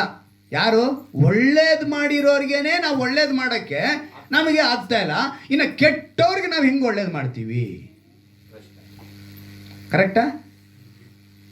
ನೀನು ಒಳ್ಳೇದು ಮಾಡೋರಿಗೆ ಒಳ್ಳೇದು ಮಾಡೋಕ್ಕೆ ನಿನ್ನ ಕೈಲಿ ಆಗ್ತಾ ಇಲ್ಲ, ಆದರೆ ನೀನು ಕೆಟ್ಟವ್ರಿಗೆ ಹೆಂಗೆ ಒಳ್ಳೇದು ಮಾಡ್ತೀಯಾ? ಯೋಚನೆ ಮಾಡಬೇಕಲ್ಲ. ಅದನ್ನೇ ದೇವ್ರು ಹೇಳಿದ್ದು, ನಿನ್ನಂತೆಯೇ ನಿನ್ನ ನೆರೆಯವನು. ಕನ್ನಡಿ ಮುಂದೆ ನಿಂತ್ಕೊಂಡ್ರೆ ನಾವೆಲ್ಲರೂ ಕೂಡ ನಮ್ಮ ಮುಖದಲ್ಲಿ ಏನಿದೆ, ನಮ್ಮ ಶರೀರದಲ್ಲಿ ಏನಿದೆ ಎಲ್ಲ ನೋಡಿ ಚೆಕ್ ಮಾಡಿ ತಲೆಯಿಂದ ಹಿಡಿದು ಅಂಗಾಲಿನವರೆಗೂ ಸರಿಪಡಿಸ್ಕೊಳ್ಳೋಕ್ಕೆ ಪ್ರಯತ್ನ ಮಾಡ್ತೀವಿ. ಹಾಗೆ ಇನ್ನೊಬ್ಬನಲ್ಲಿ ನೀವೇನು ಮಾಡಬೇಕು? ಆ ಪ್ರೀತಿನ ತೋರಿಸ್ಬೇಕು. ಅವನು ಅದೇ ರೀತಿ ನೀವು ಪ್ರೀತಿ ಮಾಡಬೇಕು. ಇದೇ ದೇವರು ಬಯಸಿರೋದು. ಆ ರೀತಿ ಇರುವಾಗ ನಾವು ಇವಾಗ ಕ್ರಿಸ್ಮಸ್ ಅಂದಿದ ತಕ್ಷಣ ಒಬ್ಬೊಬ್ಬರು ಒಂದೊಂದು ಹೇಳಬೇಕು. ನನಗಿವಾಗ ಕ್ರಿಸ್ಮಸ್ ಅಂದಿದ ತಕ್ಷಣ ನಾವು ಮಾಡೋವಂಥ ಕೆಲಸಗಳು ಒಬ್ಬರು ಒಂದೊಂದು ಹೇಳಬೇಕು. ಫಸ್ಟ್ ಗಗನ ಏನು ಕ್ರಿಸ್ಮಸ್ಗೆ ನಾವು ಫಸ್ಟ್ ಏನು ಮಾಡ್ತೀವಿ ಹೇಳು? ಅದೆಲ್ಲ ಅದೆಲ್ಲ ಆತ್ಮಿಕದ ಬೇರೆ ಏನು ಮಾಡ್ತೀವಿ? ಕ್ರಿಸ್ಮಸ್ ಅಂದರೆ ನಾವು ಮಾಡಿದೆ ಫಸ್ಟ್ ಒಂದು ಹೇಳು, ಯಾವುದನ್ನ ಹೇಳು? ಬಿರಿಯಾನಿ. ಸ್ಟೀಫನ್ ನೀನು ಹೇಳ? ಬಟ್ಟೆ. ಮಧು ನೀನು ಹೇಳ? ಕೇಕು. ಇನ್ನು ಯಾರು ಪಾಯಿಂಟ್ ಗೆಲ್ಲಿಗೆ ಬರ್ತಾರೆ ನೋಡೋಣ. ಇನ್ನು ಸ್ಯಾಮ್ಸನ್ ನೀನು ಹೇಳು? ಡೆಕೋರೇಟ್. ಆಮೇಲೆ ಮನೆ ಕ್ಲೀನಿಂಗ್.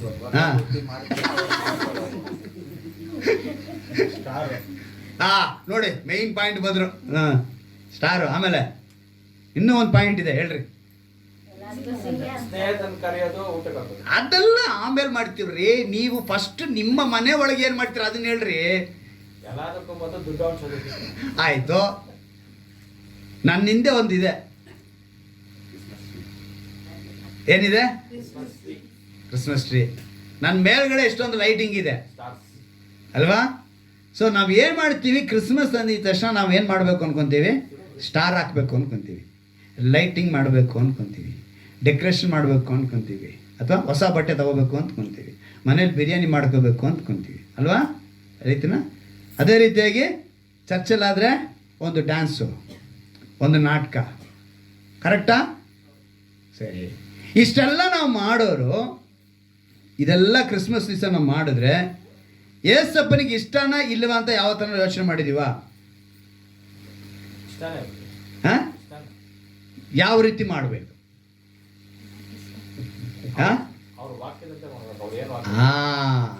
ಇವತ್ತು ಪಬ್ಬಲ್ಲಿ, ಬಾರ್ಗಳಲ್ಲಿ, ಎಲ್ಲ ರೆಸ್ಟೋರೆಂಟ್ಗಳಲ್ಲಿ ಸ್ಟಾರ್ಗಳು ನೇತಾಡ್ತಾ ಇದೆ. ಗಮನಿಸಿ ನೋಡಿ, ಎಲ್ಲ ಸ್ಥಳದಲ್ಲೂ ಸ್ಟಾರ್ಗಳು ನೇತಾಡ್ತಾ ಇದೆ.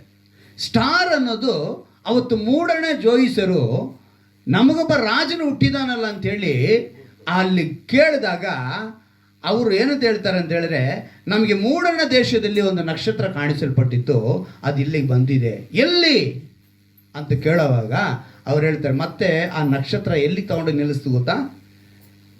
ಬೆತ್ಲೆಹೇಮ್ನಲ್ಲಿ ಯೇಸು ಹುಟ್ಟಿದಂಥ ಸ್ಥಳದಲ್ಲಿ ಹೋಗಿ ನಿಲ್ಲಿಸ್ತು. ಚೆನ್ನಾಗಿ ಯೋಚನೆ ಮಾಡಿ, ಆ ನಕ್ಷತ್ರ ಅನ್ನೋ ಯಾವುದಕ್ಕೆ ಗುರುತಾಗಿದೆ ಗೊತ್ತಾ? ಇವತ್ತಿನ ನಮ್ಮ ಭಾಷೆಯಲ್ಲಿ ಹೇಳಬೇಕು ಅಂದರೆ ಗೂಗಲ್ ಮ್ಯಾಪ್. ಯಾವುದದು? GPS ಅಂತ ಹೇಳ್ತೀವಲ್ಲ, ಗೂಗಲ್ ಮ್ಯಾಪ್ ಅಂತ ಹೇಳ್ತೀವಲ್ಲ. ಇವತ್ತು ನಾವು ಗೂಗಲ್ ಮ್ಯಾಪ್ ಹಾಕೊಂಡು ಎಲ್ಲಿಗೆ ಬೇಕಾದ್ರೆ ನಾವು ಹೋಗ್ತೀವಲ್ಲ, ಅವತ್ತು ಮೂಡಣ ಜೋಯಿಸರಿಗೆ ಅದು ಗೂಗಲ್ ಮ್ಯಾಪ್ ಆಗಿ ಬಂತು. ಎಲ್ಲಿ ತೋರಿಸ್ತು? ರಾಜ ಹುಟ್ಟಿರೋ ಜಾಗನ ತೋರಿಸ್ತು. ಇವತ್ತು ನಿನ್ನ ಮನೆ ಮೇಲೆ ಸ್ಟಾರ್ ಹುಟ್ಟಿದೆ. ಯೇಸು ಹುಟ್ಟಿದಾರಾ? ಹಲ್ಲೆಲೂಯಾ. ಯೇಸು ನಿನ್ನಲ್ಲಿ ಹುಟ್ಟಿದಾರಾ? ಆ ಯೇಸು ಕ್ರಿಸ್ತನ ಪ್ರೀತಿ ನಿನ್ನಲ್ಲಿ ಇದೆಯಾ? ಇದನ್ನು ನಾವು ಗಮನಿಸಬೇಕು. ಇವತ್ತು ಕ್ರಿಸ್ಮಸ್ ಆಚರಣೆ ಅಂದಿದ ತಕ್ಷಣ ನಾವೆಲ್ಲ ಮಾಡೋದು ಇಷ್ಟೇ. ಯಾವತ್ತೂ ದೇವರು ಬೇಡ ಅಂತ ಹೇಳಿಲ್ಲ. ಕ್ರಿಸ್ಮಸ್ ಮಾಡಬೇಡಿ ಅಂತ ಯಾರೂ ಸತ್ಯದಲ್ಲಿ ಬರೆಸಿಲ್ಲ. ಕ್ರಿಸ್ಮಸ್ ಅನ್ನೋ ಪದನೇ ಇಲ್ದೊಳಗಲ್ಲ ಹೇಳೋಕ್ಕಾಗುತ್ತಾ ಮಾಡಬೇಡಿ ಅಂತ? ಸೊ ಅಲ್ಲಿಗೆ ಆ ಮಾತಿಗೆ ಸ್ಥಳನೇ ಇಲ್ಲ. ಆದರೆ ಅನೇಕರು ನಮ್ಮನ್ನು ಆಡ್ಕೊಳ್ಳೋ ರೀತಿಗೆ ಅವಮಾನಕ್ಕೆ ಗುರಿ ಆಗೋ ಥರ ನಮ್ಮ ಕ್ರಿಸ್ಮಸ್ ಆಚರಣೆ ಇರಬಾರ್ದು. ನಾವು ಮಾಡಬೇಕಾಗಿರೋದು ಎಲ್ಲನೂ. ಇವಾಗ ಡ್ಯಾನ್ಸ್ ಇದು ಪ್ರೋಗ್ರಾಮ್ ನಡೆಸ್ತೀವಿ ಚರ್ಚ್ಗಳಲ್ಲಿ. ತುಂಬ ಚರ್ಚ್ಗಳಲ್ಲಿ ತುಂಬ ಅಸಭ್ಯವಾಗಿ ಮಾಡಿಬಿಡ್ತಾರೆ. ನಾನು ಲಾಸ್ಟ್ ಟೈಮ್ ಒಂದು ನೋಡಿದೆ. ಸಭೆಯ ವೇದಿಕೆ ಮೇಲೆ ಒಂದು 6 ಜನ ಹುಡುಗರು ಬಂದು ಗಮಾರಂತ T-ಶರ್ಟನ್ನು ಬಿಚ್ಚಿವಿ. ಏನು ಮಾಡಿಬಿಟ್ರು ಅವರು? T-ಶರ್ಟನ್ನು ಬಿಚ್ಚಾಕ್ಬಿಟ್ರು. ಬರೀ ಮೈಯಲ್ಲಿ ಡ್ಯಾನ್ಸ್ ಮಾಡ್ತಿದ್ದಾರೆ. ಮಹಿಮೆ ಆಗುತ್ತಾ ದೇವರಿಗೆ ಅದು? ಆಮೇಲೆ ಲೋಕ ಪ್ರಕಾರವಾಗಿ ಕೆಲವು ಡ್ಯಾನ್ಸ್ಗಳ ಒಂದು ಶೈಲಿ ಇದೆ. ಆ ಶೈಲಿನೇ ತಗೊಂಬಂದು ಕ್ರಿಸ್ತನ ಜನನ ದಿವಸದ ಆ ಹಾಡಿಗೆ ಏನು ಮಾಡಬಾರ್ದು? ಸೇರಿಸಬಾರ್ದು. ಅದು ಲೋಕದ ಶೈಲಿ. ಇಲ್ಲಿ ಆತ್ಮಿಕ ಶೈಲಿ ತೋರಿಸ್ಬೇಕು. ಇಲ್ಲಿ ಅಭಿವೃದ್ಧಿ ಆಗಬೇಕು. ಯಾವುದು? ಭಕ್ತಿ ಅಭಿವೃದ್ಧಿ ಆಗೋ ರೀತಿಯಲ್ಲಿ ನಾವು ತೋರಿಸ್ಬೇಕು. ನಾಟಕಗಳನ್ನ ಮಾಡ್ತೀವಿ. ನಮ್ಮ ನಾಟಕಗಳಿಂದ ರಕ್ಷಣೆಗೆ ಬರೋದಕ್ಕೆ ನಾವೇನು ಮಾಡಬೇಕು? ಪಾಪವನ್ನು ತಿಳಿದುಕೊಳ್ಳುವುದಕ್ಕೆ ಏನು ಮಾಡಬೇಕು? ಅದನ್ನು ಮಾಡಬೇಕು. ಆದರೆ ನಾಟಕನ ಹೆಸರಿನಲ್ಲಿ ಬೇರೆ ಬೇರೆ ಇದನ್ನು ಮಾಡ್ತಾರೆ. ದೇವರು ಅದನ್ನು ಗಮನಿಸ್ತಾ ಇರ್ತಾರೆ. ನಾವು ಲೈಟ್ನಿಂಗ್ ಹಾಕ್ತೀವಿ, ಸ್ಟಾರ್ ಹಾಕ್ತೀವಿ, ಬಿರಿಯಾನಿ ಮಾಡ್ತೀವಿ. ಇದೆಲ್ಲವೂ ಕೂಡ ನಮಗೆ ಅವಶ್ಯಕತೆನೇ. ಆದರೆ ಅದರಲ್ಲಿ ಏನು ಕಾಣಬೇಕು? ಕ್ರಿಸ್ತನನ್ನು ಕಾಣಬೇಕು. ನಕ್ಷತ್ರ ಕುರಿತು ಒಂದು 2-3 ವಾಕ್ಯಗಳನ್ನ ಹೇಳಿ ನಾನು ಪ್ರಾರ್ಥನೆ ಮಾಡೋಕ್ಕೆ ಹೋಗಿ ಬಯಸ್ತೀನಿ. ಏನಂತ ಹೇಳಿದ್ರೆ, ಮತ್ತಾಯನ ಬರೆದ ಸುವಾರ್ತೆ 15ನೇ ಅಧ್ಯಾಯ 16ನೇ ವಾಕ್ಯ, 5ನೇ ಅಧ್ಯಾಯ 15-16. ಮತ್ತಾಯನ ಬರೆದ ಸುವಾರ್ತೆ 5:15. ಪರ್ವತ ಪ್ರಸಂಗದಕ್ಕಿಂತ ಮುಂಚೆ ಆ ಪರ್ವತ ಪ್ರಸಂಗದಲ್ಲೇ ಹೇಳೋ ದೇವರ ಮಾತು. 5ನೇ ಅಧ್ಯಾಯ. ದೀಪವನ್ನು ಹತ್ತಿಸಿ ಕೊಳಗದಲ್ಲಿ ಕೊಳಗದೊಳಗೆ ಇಡುವುದಿಲ್ಲ, ಹಾಂ ದೀಪಸ್ತಂಭದ ಮೇಲೆ ಇಡುತ್ತಾಳಷ್ಟೇ. ಹಾಂ ಆಗ ಅದು ಮನೆಯಲ್ಲಿ ಇರುವವರೆಲ್ಲರಿಗೆ ಹ್ಮ್. ಬೆಳಕು ಕೊಡುವುದು. ಹ್ಮ್. ಅದರಂತೆ ನಿಮ್ಮ ಬೆಳಕು ಜನರ ಮುಂದೆ ಪ್ರಕಾಶಿಸಲಿ. ಏನಂತೆ? ನಮ್ಮ ಬೆಳಕು ಎಲ್ಲಿ? ಯಾರ ಮುಂದೆ? ಜನರ ಮುಂದೆ. ಈಗ ಚೆನ್ನಾಗಿ ಗಮನಿಸಿ, 14ನೇ ವಾಕ್ಯ ಓದಿ. ನೀವು ಲೋಕಕ್ಕೆ ಬೆಳಕಾಗಿದ್ದೀರಿ. ಏನಂತೆ? ಲೋಕಕ್ಕೆ ಬೆಳಕಾಗಿದ್ದೀರಿ. ಸಾಕಷ್ಟೇ. ಈಗ ನಾವು ಯಾರಿಗೆ ಬೆಳಕಾಗಿರ್ಬೇಕು? ನಾವೇ ಲೋಕಕ್ಕೆ ಬೆಳಕಾಗಿರ್ಬೇಕು ಅಂತ ಹೇಳ್ತಾರೆ ಹೊರತು ದೇವರು ನಾವು ಸ್ಟಾರ್ನ ಹಾಕಿ ನಾವು ಸ್ಟಾರ್ನ ಮಾತ್ರ ಬೆಳಕು ತೋರಿಸೋದ್ರಲ್ಲಿ ಪ್ರಯೋಜನವಿಲ್ಲ. ಅಲ್ಲಿಗೆ ನಾನು ಸ್ಟಾರ್ ಹಾಕ್ಬೇಡಿ ಅಂತ ಹೇಳ್ತಿಲ್ಲ. ಸ್ಟಾರ್ ಹಾಕೋರ್ನ ಪಾಪ ಮಾಡ್ತಿದ್ರ ಅಂತಲೂ ಹೇಳ್ತಿಲ್ಲ. ಗಮನಿಸ್ಬೇಕಾಗಿರೋದು, ಸ್ಟಾರ್ ಹಾಕಿದ್ರೆ ನಿನ್ನಲ್ಲಿ ಕ್ರಿಸ್ತನು ಹುಟ್ಟಿರಬೇಕು. ಕ್ರಿಸ್ತನ ಪ್ರೀತಿ, ಕ್ಷಮಿಸುವ ಗುಣ, ಪ್ರೀತಿ ಏನೇನು ಮಾಡುತ್ತೆ ಅಂತೇಳಿ ಒಂದು ಮಾತಿದೆ. 1 ಕೊರಿಂಥದವರಿಗೆ ತೆಗೆದುಕೊಳ್ಳಿ. 1 ಕೊರಿಂಥದವರಿಗೆ 13ನೇ ಅಧ್ಯಾಯ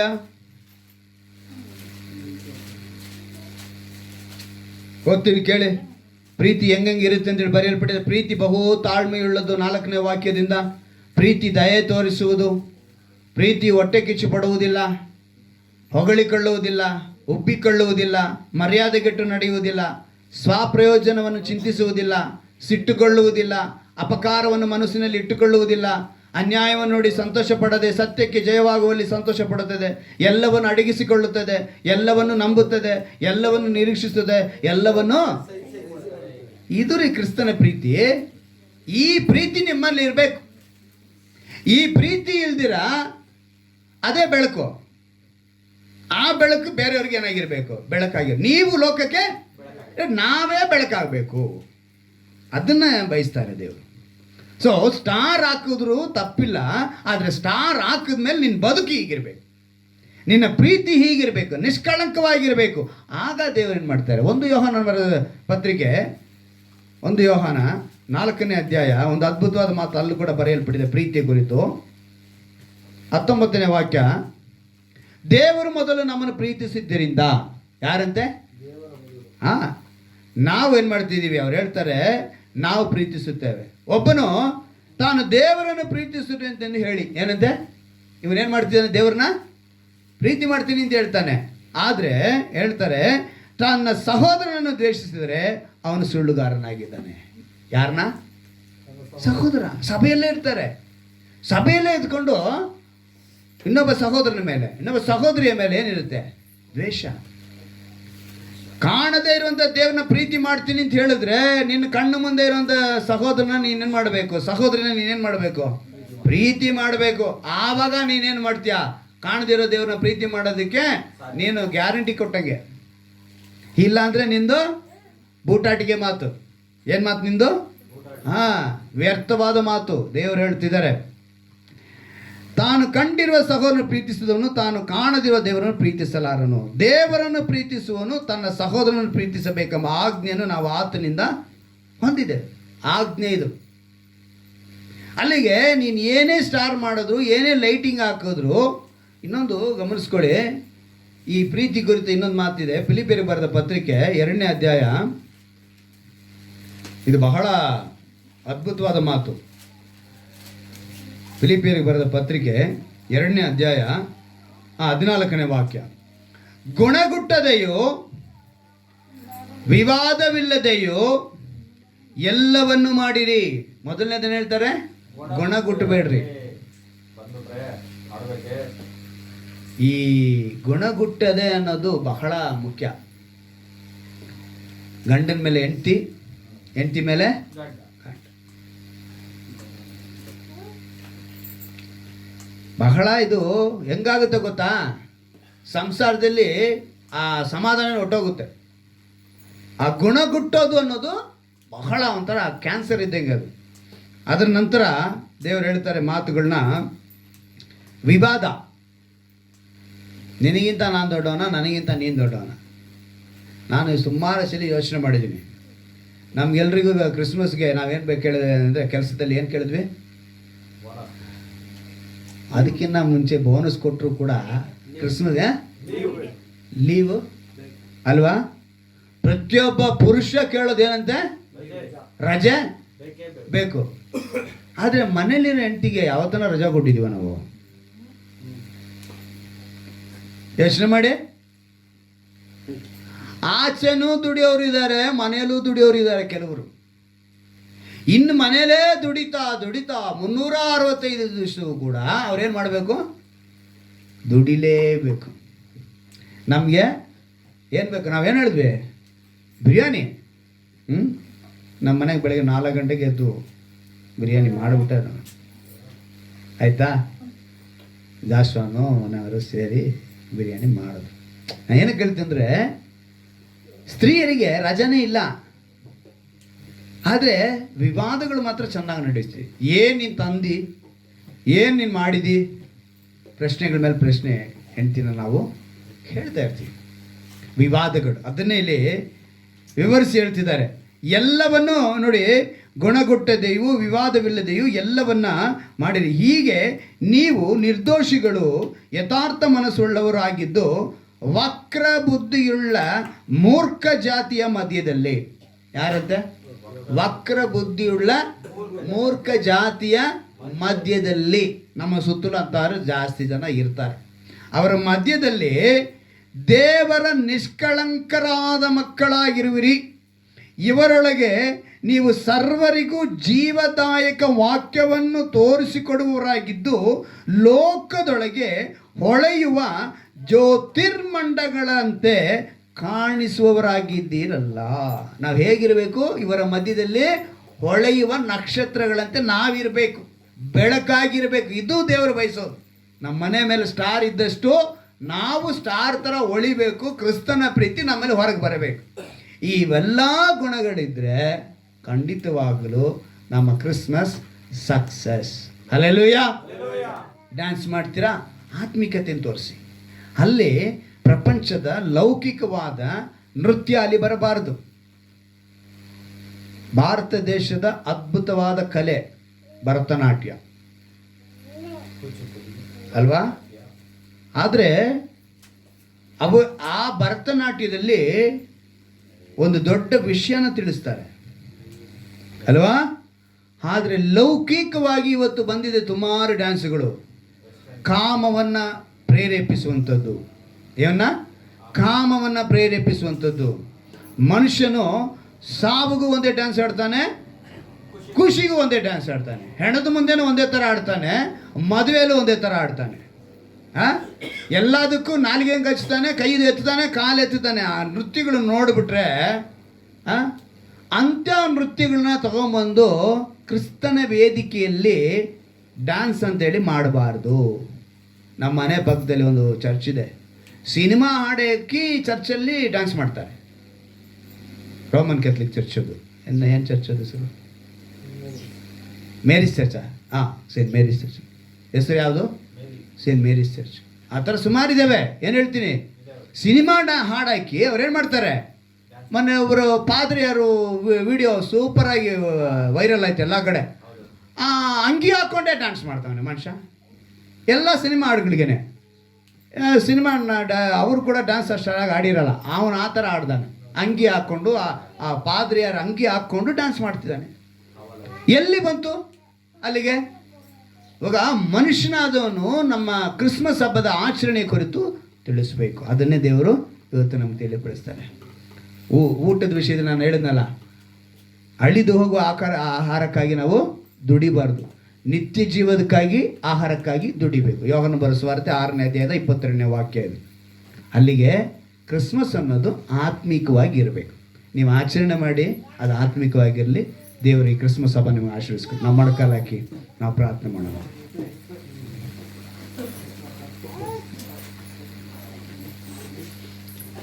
ಕೊನೆಯದಾಗಿ ಮೊಣಕಾಲು ಹಾಕಿ ನಾವು ಕರ್ತನ ನಾಮನ ಮಹಿಮೆಪಡಿಸುವಂತೆ, ಇವತ್ತು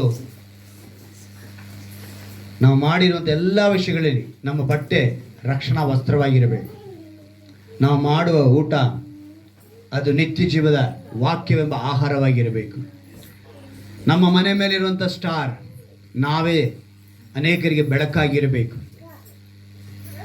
ನಮ್ಮ ಮನೆಯಲ್ಲಿಟ್ಟಿರುವಂಥ ಎಕ್ಸ್ಮಸ್ ಟ್ರೀ ಅಂತೀವಿ, ಕ್ರಿಸ್ಮಸ್ ಟ್ರೀ ಅಂತೀವಿ, ಆ ಮರಗಳೆಲ್ಲ ನಾವು ಫಲ ಕೊಡುವ ಮರಗಳಾಗಿರಬೇಕು. ಅದಕ್ಕೆ ಗುರುತಾಗಿದೆ.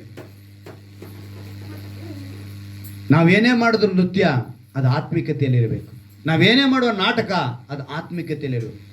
ಅನೇಕರನ್ನ ದೇವರ ಕಡೆ ಬೆಳೆಸುವಂಥದ್ದಾಗಿರಬೇಕು. ಅಂಥ ಕ್ರಿಸ್ಮಸ್ನ ನಾವು ಮಾಡುವಾಗ ಖಂಡಿತವಾದ ಅದು ಆಶೀರ್ವಾದವಾಗಿರುತ್ತೆ. ನಾವಿಂದು ಅನೇಕ ಆಧಾರಗಳನ್ನ ನೋಡಿದ್ವಿ. ಸತ್ಯವೇದದಲ್ಲಿ ಇರುವಂಥ ಆಧಾರಗಳು, ಚರಿತ್ರೆಯ ಆಧಾರಗಳು, ಎಲ್ಲ ಆಧಾರಗಳು ತಿಳಿದವರಾಗಿ ಡಿಸೆಂಬರ್ 25 ಕ್ರಿಸ್ತನ ಜಯಂತಿಯ ದಿವಸವೆಂದು ನಾವು ಆಧಾರಪೂರ್ವವಾಗಿ ತಿಳಿದುಕೊಂಡರೂ ಸತ್ಯವೇದದಲ್ಲಿ ಬರೆದಿಲ್ಲ. ಆದರೆ ಆ ದಿವಸವನ್ನು ನಾವು ಮನುಷ್ಯರೆಲ್ಲರೂ ಸೇರಿ ಇವತ್ತು ಆಚರಣೆಯನ್ನ, ಸಂಭ್ರಮವನ್ನ ನಾವು ಮಾಡ್ತಾ ಇದ್ದೀವಿ. ಆ ಸಂಭ್ರಮವು ಆಚರಣೆಯು ಆತ್ಮಿಕವಾಗಿಲ್ಲ. ಇವರೇ ಎಲ್ಲರೂ ಈ ಆತ್ಮೀಯತೆಗೆ ಒಪ್ಪಿಸಿಕೊಟ್ಟವರಾಗಿ ಈ ಕ್ರಿಸ್ಮಸ್ ಹಬ್ಬವನ್ನು ಮಾಡತಕ್ಕದಾಗಿ ಕೃಪೆ ಮಾಡಿಕೊಡಬೇಕೆಂದು ನಮ್ಮ ರಕ್ಷಕನೂ ವಿಮೋಚಕನೂ ಆಗಿರುವ ಯೇಸು ಕ್ರಿಸ್ತನ ನಾಮದಲ್ಲಿ ಪ್ರಾರ್ಥಿಸಿ ಬೇಡಿಯುವಂತೆ ನನ್ನ ಜೋಳ ತಂದೆಯೇ. ಆಮೆನ್. Hallelujah, hallelujah, hallelujah.